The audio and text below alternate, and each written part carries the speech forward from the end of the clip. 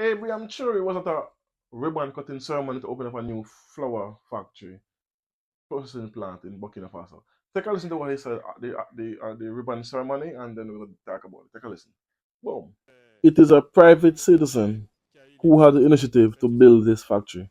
Our present here is first of all is to encourage all the private sector to follow the same footsteps to allow to transform our raw materials here on site. So we came to encourage the citizen, certainly, but through him to invite all the Burkina Faso citizens who are able to transform our raw materials and industrialize the country to embark on the dynamic, and also those who are from outside to invite them to come and invest in Burkina Faso.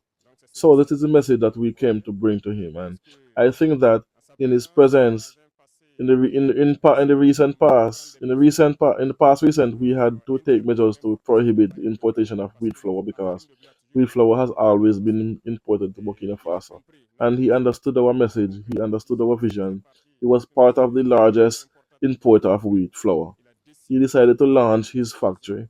We encouraged him, accompanied him, and today it is a reality. And in addition to all that we encourage him to do, invest in wheat cultivation to support wheat producers.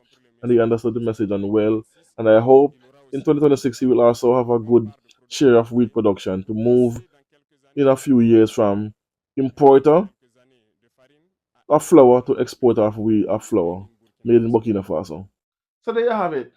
Abraham Traore, there was at the ribbon cutting, and he said his words are very true, which he says some people answer the call to industrialize Burkina Faso, and it's going to help to grow his economy, enriching his people, and give his people a better living, a better economy as well. Because what? This is the third such processing plant now I know of. The tomato processing plant, the rice processing plant, and now the flour processing plant. So he's on his way to be food self-reliant within the next 2 to 3 years. That's his goal before his term end. And he's enriching his people. And these are not external people, external multinational groups coming in to fund these factories. The tomato farm processing plant was funded solely by Burkina Faso citizens, literally funded by them. They bought shares and they used the money, 12 million, to build that processing plant. And now all the farmers now have somewhere specific to go and bring their tomato, because before half the yield for the year goes to waste, because by the time they reach to where it's supposed to go, it's spoiled and not kind of. But now they can go directly to the tomato processing plant. Same thing with the rice. It's state owned.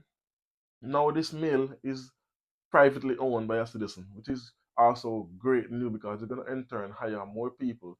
Everything going to stays in the country. All the raw materials, everything from that wheat now can use when they turn the wheat into flour. The rest can be used to make something else, which is always the case. And this is going to give the wheat farmers a specific location to bring their wheat. So this is going to enrich them. They're going to produce more yield, so they can also export at some point to other African nations. And economy gonna grow, and people gonna get great products and cheaper products, because when cost of living is good in any country, you have less crime because people don't need to do excess or other things to gain finances so they can live. The better the economy, the less crime you have automatically. And he also introduced a new program recently, just a side note, that for every prisoner they're gonna put them on the farms to work for 1 month. For every month they work, they get 3 months after their sentence, which is like a program to reintroduce them to the to what's the word I'm looking for? I'm not getting the word. Um, rehabilitation program. Work 1 month on a farm, they get 3 months after sentence, which is a great idea, and it shows them, teach them something so they can use. Come when they come out of prison, they can use this to to become a farmer, to do whatever they want to better their lives instead of go back into the life of crime.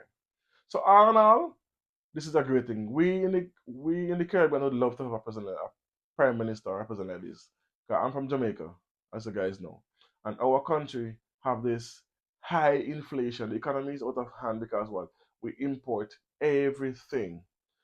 We used to have farmers that farm, but what the government did, they started bringing in the same things. Like for instance, if I'm farming, let's say livestock, let's say chickens, instead of they come to the farmers and take chickens to go and process in Jamaica, they are now bringing in containers by the thousands of ton. So now it becomes cheaper to buy it, buy the imported chicken, and it squeezes the farmer out of business because now he cannot afford to buy the feeding to raise his chicken and then sell them at the price that they're selling it in the shop because it's so cheap. They basically don't make nothing, so they end up going out of business. So it causes more problems in the country than anything else. Abraham Traore is doing the opposite. He's putting in infrastructure in place and access to funds for local people to build factories, hire their own, and even if you use a foreigner and you go to Burkina Faso to open a business, I think it's up to 70% of the workforce has to be Burkina citizens, and you have to be a transfer of technology, which means, let's say you go in Burkina Faso to make cars, you have to teach the Burkina citizens everything about that plan. So if you're not there, it can run smoothly. That's law. And what's also law? A foreigner cannot own no land, no farmland in Burkina Faso. You can only lease up to 99 years, but they cannot own it. Everything goes back to the state, which is brilliant. The state own all the land. So if you want, this is also a great because it's preserving the country for future generations, which is what he said. So Ayam Chori, as young as he is, 36 or 37, is one of the most progressive president we have that actually works for his people instead of against. Everything he does in Burkina Faso is for his citizens, to enrich them, to make their lives better, to grow his economy, to be food self reliant, which is key. Because again, who feeds you owns you. And this is what we want to be replicated, which is that's one of the reasons why they over 19 times they try to take him out. Why? Because what he's doing, he's opening the eyes, he's decolonizing minds along the way to make them open the eyes to see that hey, what we have been told for centuries by the colonizers is actually not true. Because they told us Africa cannot grow anything. Look, here, I'm doing it. And I'm processing it myself. And I'm making it into produce. This is what they are afraid of. They're not afraid of. They're not afraid of a country getting rich in Africa. They're afraid of when the African countries realize that they don't need the West or the colonizer. They don't need nothing from them. That realization is what they're fighting against. They don't want it to be replicated because if that does, a lot of economies globally will crash because majority of them depend on the African continent resources. Not only the diamond and the gold and the cobalt and the uranium and the iron and the aluminum. If you can keep them their mindset colonized, you have them for another 1,000 years. And eventually is going in the opposite direction, which is like upstream, basically. And he's making it upstream. And he's bringing two countries with him, which is Niger and Mali. So let's see what's going to happen and what more will comes with the Burkina Faso within the next couple of months and couple of weeks. Because I will be here to bring it to you guys. Let me know what you think about it in the comment section. Thanks for watching as always. Boom.